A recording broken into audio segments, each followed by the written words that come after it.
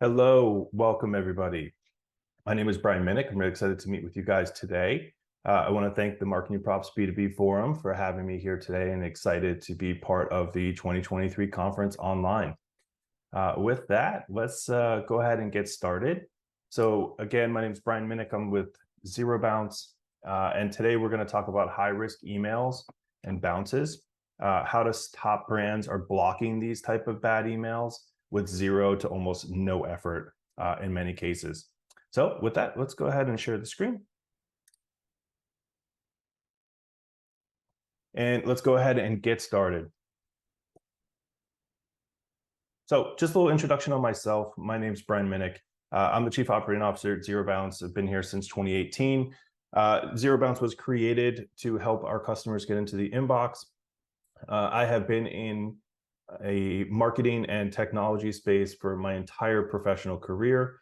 I have over 15 years experience there, and currently I'm running our support system and oversee some of our efforts on our sales side here at Zero Bounce.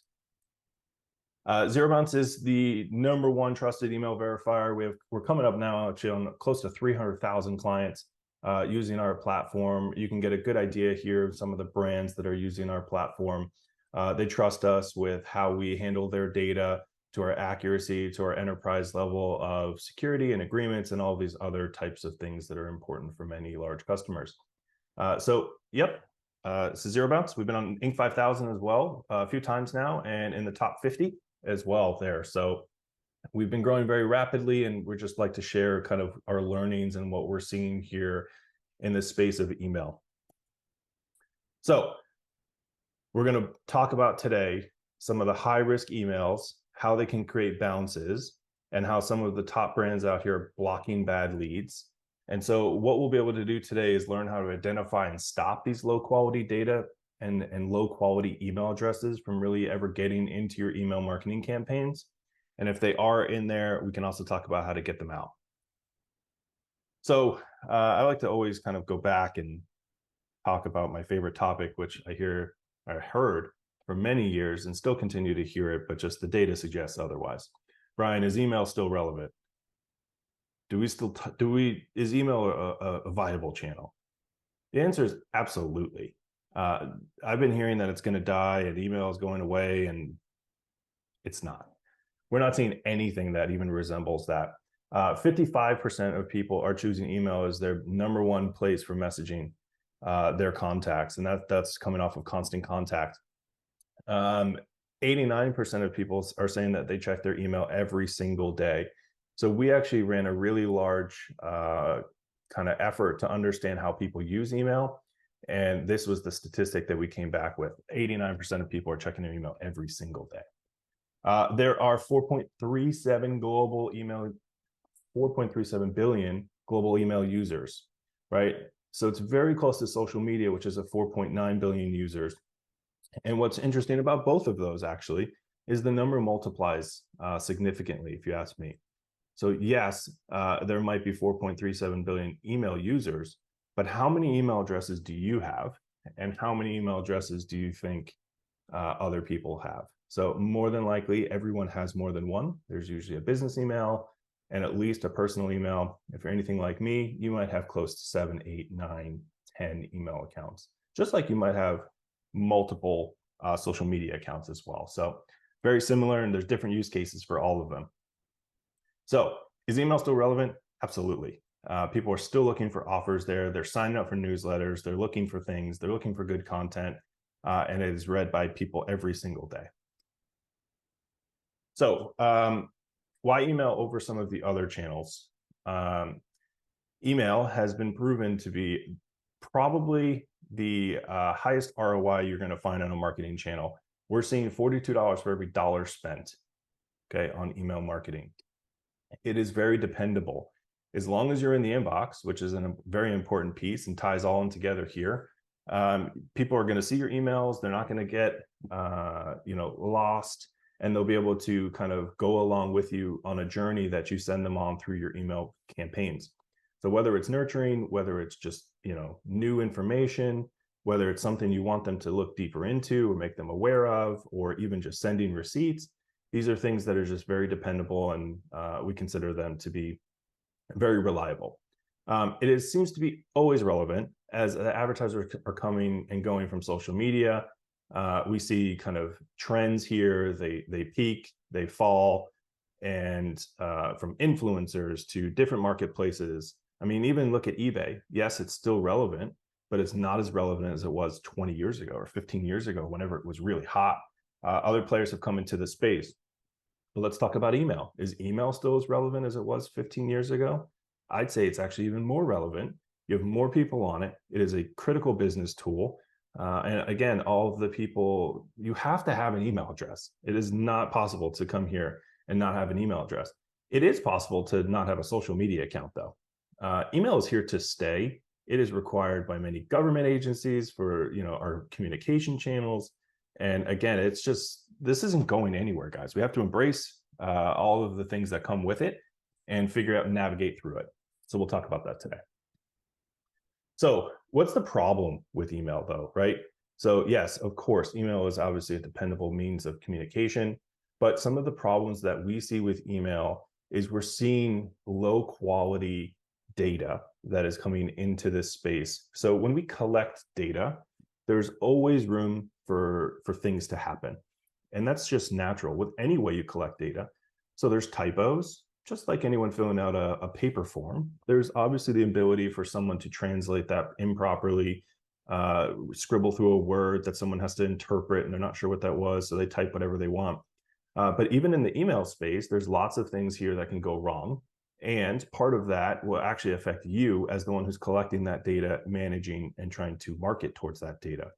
So what we saw, and we're going through billions of emails every single year for validation, only 57% of the emails that we saw, we would deem valid and safe to use. We ran a massive decay report in 2023, and we have been able to kind of identify trends and see what's going on.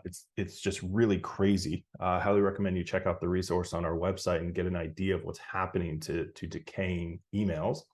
But many of the emails are also high risk. And so high risk, what does that mean, right? You might ask yourself, how can an email be high risk? What does that mean? There's many types of email accounts out there, just like there's many different types of people who call your cell phone, right? We're all familiar with these scammers. We're all familiar with these fake emails that we get. It's also the other way around, where people are using email addresses that are high risk to get past your gates. They're getting past and maybe trying to make fraudulent purchases on your website or whatever it might be. Some of the emails that can be high risk are disposables.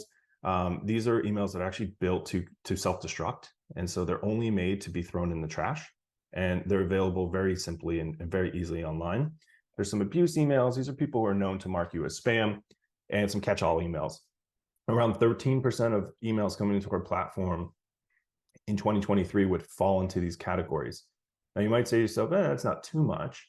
Well, it's really bad if you're actually emailing that 13%.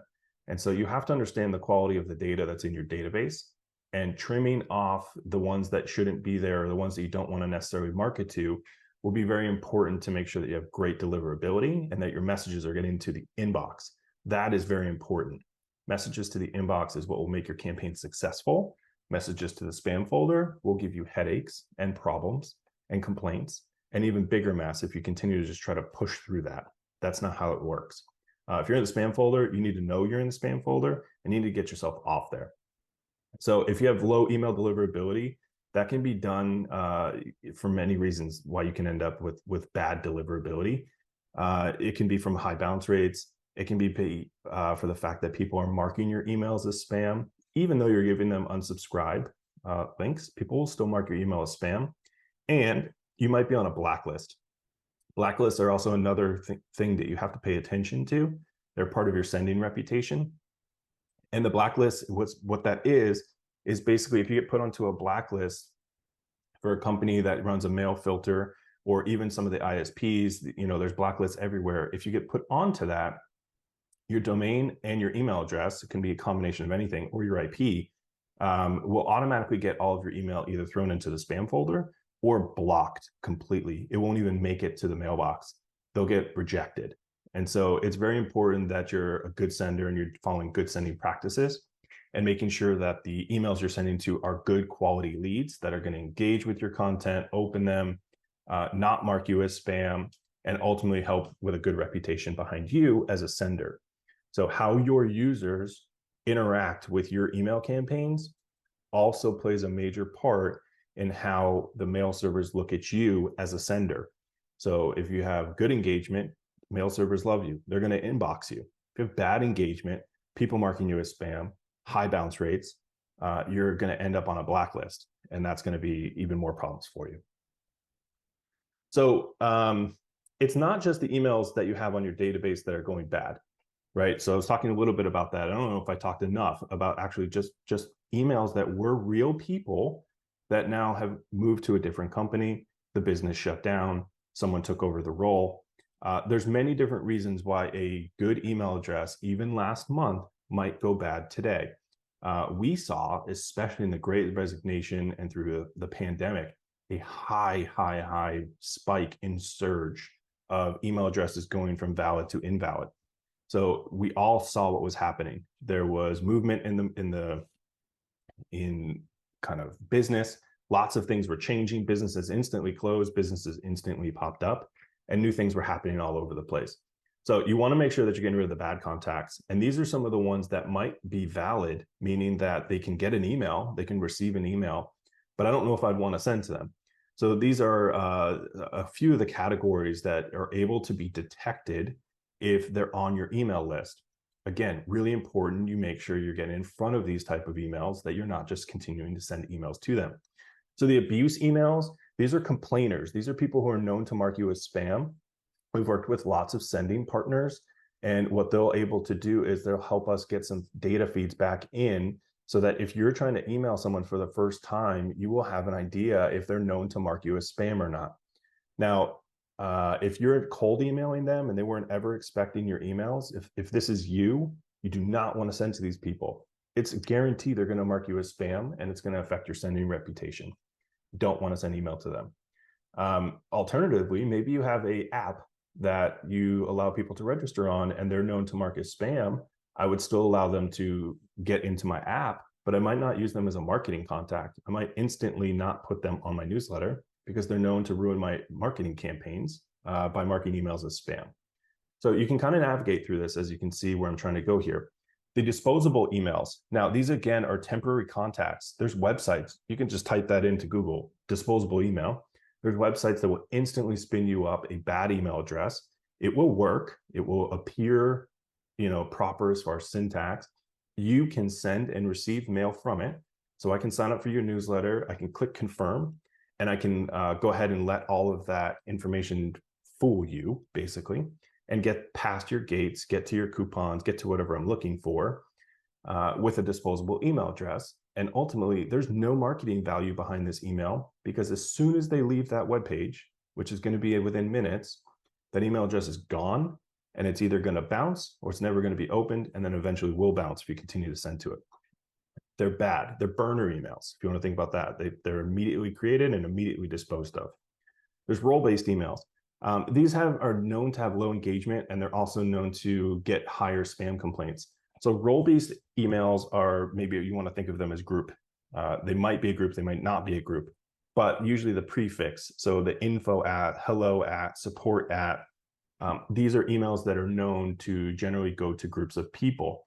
And the issue with it is, if you're sending emails to those if you're sending campaigns to those type of email addresses, that one email might forward out to, let's say, 10 other people. And that number might be high or low, depending upon the business you're sending to. But let's just use 10 for sake of being able to talk about it. If 8 of those people are like, what the heck is this? I didn't sign up for this, and mark you as spam, you now have 8 spam complaints for one email that you sent. It's really bad. That actually compounds. Think about that. It compounds really heavily against your sending reputation, and the mail servers are not going to like it. So just be careful of them. The catch-all emails. So these are ones that they can be done by a business, where they can set up the mail server to accept mail at any single email address that they have there. However, they're risky. So some can be good, some can be bad, some can bounce, some can forward, some can get to the intended recipient. It's really hard to actually understand what's happening because it happens after the mail is received at the server level. So it's very hard to detect as well. Spam traps. This is one we were talking about before as well. They're created to block spammers. So these are, if you've ever purchased a list, if this resonates with you, that sentence, I've purchased a list, you have spam traps on your database. I'm willing to guarantee it, especially if you purchase something of size. There's people out here selling data all over the place, and they're just, it's all about quantity for them. They don't care about quality. And how they're getting these emails is generally a little bot is going out to the web space, and it's crawling and it's finding anything with an email address on a website, and it's grabbing that, scraping it off, putting it into a list, categorizing it, which is also sometimes made up and not good. And they'll sell it to you. And they sold it to you and thousands of other people. Spam traps are emails that have been created and put on websites to be scraped with the intent of being able to block spammers and block bad senders. So if you have a spam trap on your database, that's really bad. If you send an email to a spam trap, you're instantly going to be blacklisted, and good luck getting off of this stuff. It is a problem, and it's really hard to deal with. So if you've ever purchased data, you probably have spam traps. But you want to make sure, it only takes one to actually really start to hurt your reputation and might affect you on that entire ecosystem of whoever created the spam trap. So pay attention to them. They're out there, know they're out there, and they are set up by the email filters and the email providers to catch you. It is a trap. So be careful. If they're on your list, you got to get them off. So how are some of the top brands, how are they blocking this bad data from ever getting to their list in the first place? They're using real-time email verification. And so what that means is in real time, we are checking to see if the email address that someone's typing on my form, so this can be before they even hit submit. You can make a quick call as soon as they leave the email field, or you can do it on the submit, whichever your team prefers, and send an API call for validation, and we'll come back within a second and tell you what the status of that is. Is it a good email? Is it a bad one? Is it risky? What do you want to do with it? There's another big piece here, which is that it can catch typos.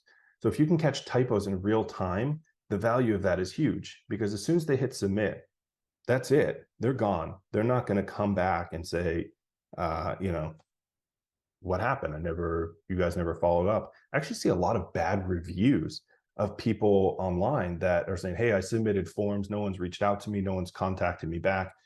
And they used a typo. They had a typo on that address. So they couldn't reach out to anyone. They can't reply. It's not going to deliver to the intended recipient.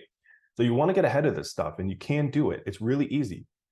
We have an API. You can hook it to your sign up forms. And there's also tons of native plugins. We have them for WordPress. We have them for Salesforce, and we have them for other different places where you can do real-time validation very quick and get it hooked up on your website. So really important. And that's the proactive way. So you're going to block things before they ever make it further.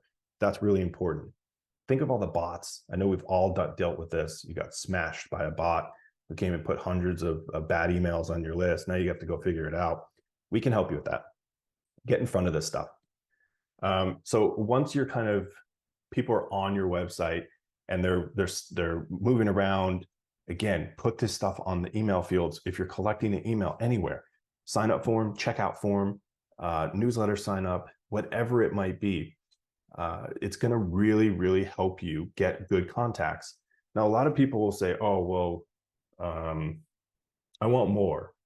I don't want less. I want more. Because if you're thinking about volume when you're thinking about data quality, it's backwards. Data quality comes with also the cleansing of all the bad data. And the only way to do that is to trim. You have to trim out these bad emails that are lurking on your list. And if you've never done anything like this, it's been lurking for a long time and just continues to pound away at your reputation. You don't want that. Got to get this stuff off. Plus, you're storing these emails, right? So you're taking this email, it's in your CRM, it's in your ESP, it's in all these other places, and you're paying for storage based on the number of contacts, and you're paying to store these bad emails. Get them off, guys. It's not hard. We can get it done. And this is really kind of the cutting edge side of how you get in front of this stuff. So once they confirm and put anything into your email forms, validate it. And if it's a typo, immediately show them, hey, I think you made a mistake. This email address is not valid. And we'll even actually suggest the typo fix. put it right in front of them, say, did you mean this instead? Yes. Boom. Think about the conversions that you could be missing out on here by not having something like that on your sign-up forms. So think about that. Collect them, identify them, and fix them in real time. Also, you want to be able to block them. So again, valid emails, these are good. They're good emails. And this is going to be the majority, right? I hope for everybody's sake, this is the majority. But you want to also throw filters and get this stuff into getting these bad emails out, these high risk ones. Again, these disposables, these people that are known to mark you as spam, invalid emails that are going to bounce and just give you a hard bounce back. And they have no value to you whatsoever for marketing at all. So let's not focus on quantity here, focus on quality, get these bad emails out. So when you're also using, you get your list clean in the first place, everything else starts off much better. So if you do it in the beginning, when you go to send, everything you're sending is nice and clean. You're going to look like beautiful, ready to go. You're a good sender, good reputation. If it goes longer and you have to deal with it, it's much harder to react to the bad data than it is to prevent. That's kind of my point here. Try to prevent the data.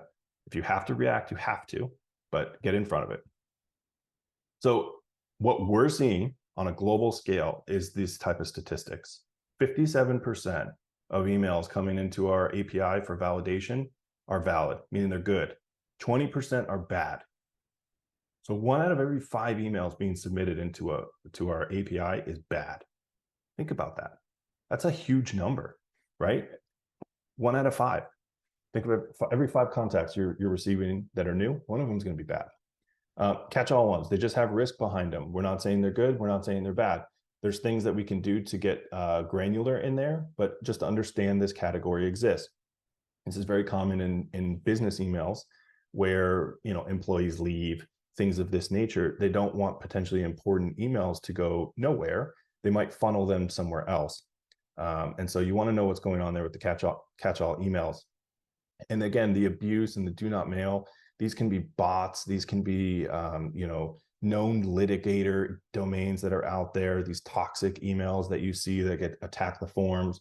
So you have about, you know, if you look at the abuse, do not mail, and spam traps, you're talking about, you know, 2.5% of data that we're seeing is, these are really bad. These are really bad emails. Again, it only takes a 2% bounce rate or a 0.1% abuse rate to get into big trouble with the email servers. That's not hard to accomplish, quite honestly. It's not impossible, but it's also something that can be prevented. And so that's what we're showing here is preventative things. And this is the type of data that you might see. When you do real-time cleaning, meaning that the email addresses that you're collecting, you're validating before they go anywhere else. You're validating that information. It can be automated. You have better control. You also will get better insights. So you'll get data appends that come with that. We'll know how old that domain is. We'll know what mail server they use, and all these different things that can really help you and potentially segment, give you segmenting abilities with that email from the get-go that you have no idea anything about, but now you do because you have a tool in front of it. And also it's going to give you this peace of mind knowing that your list is free of these problems and the junk data that is out there, especially that it can be submitted by bots. It's all over the place. And quite honestly, I wish I knew sometimes why these bots do this. What's the value? What's the point? What are they creating? You know, obviously there's something there, but it's not good for you as an email marketer. And it's not good for you as someone that is dealing with that data. So, you know, just if you are using real-time data and you're using real-time validation, that does not mean that you're completely protected, is the truth. You're protected in the moment, you're protected for a short term, but again, 22% of email we're seeing is decaying every single year. In our business, we sell to businesses. We saw over 30% of churn in the last year because business domains are going actually much faster than consumer emails, as you can imagine. The free email accounts, AOL, Gmail, those last longer. I've had those for years. You've probably had them for years, but I've had different business emails and they've churned over time as I've, you know, evolved in my career, just like everyone else. So over time, they do still go bad, and you do want to make sure you're also checking them again periodically. So the ultimate protection is this two-layered approach, which is I'm validating before I ever got it. And then in time, I'm also going back and periodically revalidating that data to make sure that anything that has been outdated since that first check is now caught. It's preventative, and you're getting in front of issues before they ever appear with your email sending reputation and even your ESPs. The ESPs do not like bounced data. They don't like you being marked as spam. It hurts their infrastructure, and it hurts them ultimately from getting their customers' campaigns into inbox. So they'll even start to block you, and we've seen that. So keep track of your customers. Who's engaging with your emails? Who's changed emails? Cancel it out. Maybe you can find the real one, the new one. Maybe that's a lead list for your team on LinkedIn to go find out where that new person went. Let's go get back in touch with them. Maybe this is a whole new business avenue. There's lots of things that you can do here, but you need the insight to be able to know what to do or what you should even do or who you should go after. So we ran a case study. So Bruce came into us and he had a 19% bounce rate, and he was in a lot of trouble from his ESP. This was not purchased data, to be very clear. This was a company and person who has been collecting data for years, never emailed them, and just decided, hey, I should probably start doing email marketing. I mean, everyone's doing it. He wasn't doing it. So he came in, he sent a campaign, and the ESP went ahead and said, no, we're not going to work with you. Your bounce rate's too high. He came to us and we said, no problem, Bruce, we'll help you. We'll take care of you. And we walked him through the process of getting his email list uploaded into our platform. It was about 100,000 emails.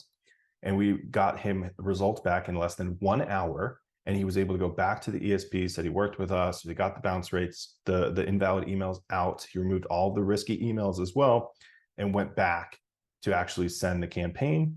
And the ESP was happy, and he's been a happy customer ever since. This does prove it's not even just people who are buying lists. This is also people who are just collecting email. If you're not checking what's going on with the validity of that email, it can give you some problems. So he came, and this is the results he had. I thought this was very interesting.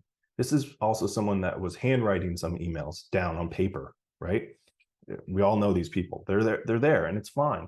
You're collecting your data, that's fine, but you got to do something with it. 45% of his emails were good out of 100,000. 45% safe and valid to send to.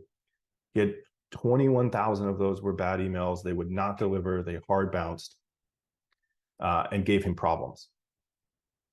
Bad. 139 known to mark him as spam. He had 2 lingering spam traps on his account, on his database. Again, issues. So you can see what appears to be, a decent, normal person who's been collecting emails over time has gone bad over time. It's natural. It's decays, just part of email. So we were able to help him up and get him to a better place. And Bruce was so happy he was able to also work with us, and we documented it along the way so we could share it with other people.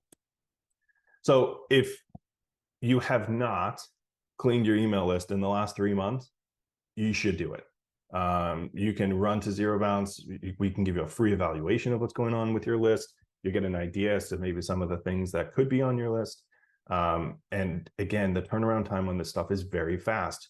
If you're being proactive and you're doing the API, almost all of the API calls are going to come back in a second or less. They're not going to hang your user up on the forms, which is very important. The experience of that is very important. You need fast and reliable email validation on forms. Cannot be slow. It must be fast and it must be good. Secondly, if you have emails, you want to validate those as well. So that will put your arms around all of the database that you have and let you know what's good and what's bad.